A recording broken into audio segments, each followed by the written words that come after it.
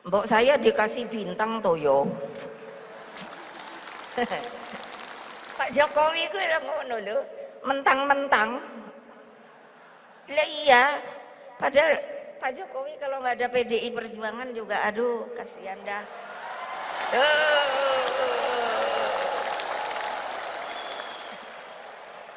Lo legal formal lo. Beliau jadi presiden tuh nggak ada kan ini. Legal formal diikuti terus kan sama saya. Aturannya, aturan mainnya. Mbok saya dikasih bintang toh yo. Demikian Ibu Mega dalam sebuah pidatonya yang dilanjutkan kalimatnya dengan mengarahkan narasinya ke arah Pak Jokowi dengan komentarnya, Pak Jokowi itu ngono lo mentang-mentang. Lah iya, padahal Pak Jokowi kalau nggak ada PDIP, aduh kasihan dah. Kalimat tersebut mendapatkan tepukan dan ketawaan hadirin. Lo ya lo, legal formal lo ya. Didukung PDIP maksudnya untuk Pak Jokowi jadi presiden. Demikian Bu Mega melanjutkan. Dalam rekaman video yang tersebar kemana-mana tersebut, kita semua memperhatikan bahwa Pak Jokowi terlihat senyum. Namun bagi orang awam, gerak tubuh Pak Jokowi, kita semua dapat merasakan ada getaran ketidaksukaan. Gerak mimik wajah menyertai gerak tubuh Pak Jokowi adalah wajah ketidaknyamanan atas kalimat yang Ibu Mega lontarkan. Pak Jokowi tidak suka, Pak Jokowi tidak nyaman. Secara pengamatan pribadi, sebenarnya cukup aneh melihat fenomena yang dilakukan Ibu Mega. Mengapa Ibu mengatakan hal yang membuat Pak Jokowi tidak nyaman? Arah bicaranya kemana? Atau sebaliknya, Ibu yang memang kesal, makanya dia mengekspresikan kekesalannya dan ketidaksukaannya dengan kalimat tersebut. Siapa yang bisa tahu? Yang tahu sebenarnya hanyalah masing-masing hati, yaitu hatinya Pak Jokowi dan hatinya Ibu Mega. Apakah Ibu minta sesuatu yang tidak dituruti Pak Jokowi? Atau jangan-jangan ada friksi antara istana dengan moncong putih yang beda pandang di tahun 2024? Kita orang awam sangat bisa menilai. Ini semua masalah tahun 2024 pastinya. Mengapa? Karena akan berakhirnya sebuah masa panen dan masa berkelimpahan tersebut. Yang mana banyak pihak yang menjabat dan yang berkuasa ingin selamanya dapat kenikmatan menjabat, dapat mengendalikan dan berlimpah harta. Ingin lebih panjang dari tahun 2024. Jalan itu lagi dibuat dan ternyata masing-masing beda jalan. Kalau di awalnya Ibu Mega minta dianugerahi bintang oleh Pak Jokowi karena Ibu memang memerlukannya, ya mbok dikasih toh Pak. Beliau berkata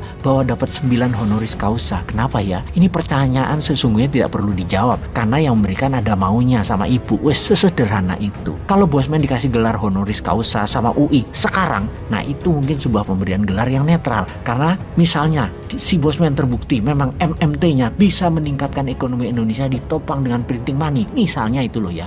Namun jadi beda kalau nanti pas Bosman jadi wakil presiden baru dikasih gelar honoris causa. Ya kalau itu namanya tidak netral dan tidak jujur. Pasti siapapun kampus yang memberikan itu, kampusnya cari muka atau pansos jadinya. Atau kalau memang mau ngasih gelar honoris causa nanti 20 tahun lagi, tepatnya 10 tahun ketika sudah nggak jabat Bosman-nya. Nah itu baru jujur dan ada karya dari wong bodoh ngaku pinter ini. Jadi kalau ada 9 gelar honoris causa selagi punya kekuatan politik, itu adalah hadiah sebagai alat tawar, alat ambil hati, alat politik dan sejenisnya. Jadi Bu nggak usah garuk-garuk kepala yang nggak gatel toh Bu. Ibu tahu banget semua orang mau deket Ibu karena ada maunya, ngasih gelar karena ada maunya, karena mereka mau dianggap sama Ibu, mereka mau bersila duduk di bawah Ibu, cium kaki Ibu kalau perlu. Semua pasti karena ada maunya dan itulah kelebihan posisi Ibu Mega. Kembali ke kalimat Pak Jokowi itu ngono lo mentang-mentang. Itu sebuah kalimat yang dalam, sangat dalam tanda petik membuat kecil seorang presiden. Dan mengapa harus diucapkan hal seperti itu?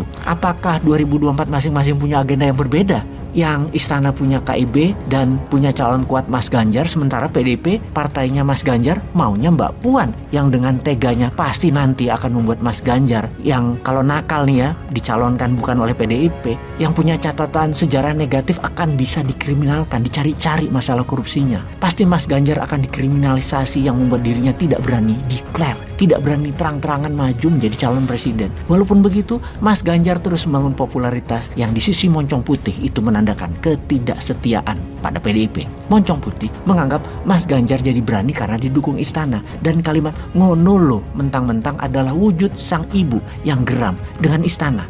Tak lama setelah itu kemarin ada isu bahwa BIN Badan Intelijen Nasional di bawah koordinasi Kemenhan.